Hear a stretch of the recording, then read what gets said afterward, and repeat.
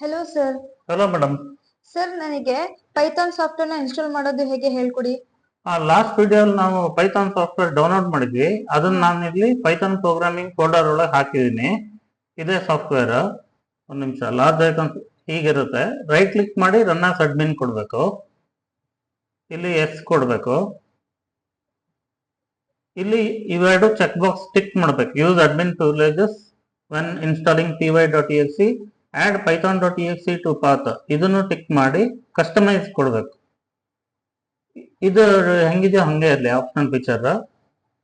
Advanced options ಅಲ್ಲಿ install Python 3.14 for all users tick ಮಾಡಬೇಕು. ಇಷ್ಟು ಮಾಡಿದ್ರೆ ನೆಕ್ಸ್ಟ್ ಇನ್ಸ್ಟಾಲ್ ಕೊಟ್ರೆ ಇನ್ಸ್ಟಾಲ್ ಆಗುತ್ತೆ. ಸ್ವಲ್ಪ ಪೈಥಾನ್ ಚೆಕ್ ಮಾಡೋಕ್ಕೆ ಕಮಾಂಡ್ ಪ್ರಾಂಪ್ಟ್ ಹೋಗ್ಬೇಕು.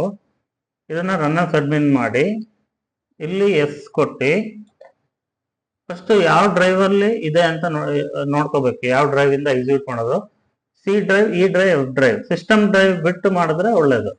ಸೊ ನಾನೀಗ ಇ ಡ್ರೈವ್ ಅಂತ ಇಲ್ಲಿ ಕೊಟ್ರೆ ಇಲ್ಲಿ ಪೈಥಾನ್ ಇನ್ಸ್ಟಾಲ್ ಆಗಿದೆ ಅಂತ ಹೇಳಕ್ಕೆ ಪೈಥಾನ್ ಅಂತ ಟೈಪ್ ಮಾಡಿದ್ರೆ ನೋಡಿ ಪೈಥಾನ್ ಇಂಟರ್ಪ್ರಿಟರ್ ಒಳಗೆ ಹೋಗುತ್ತೆ.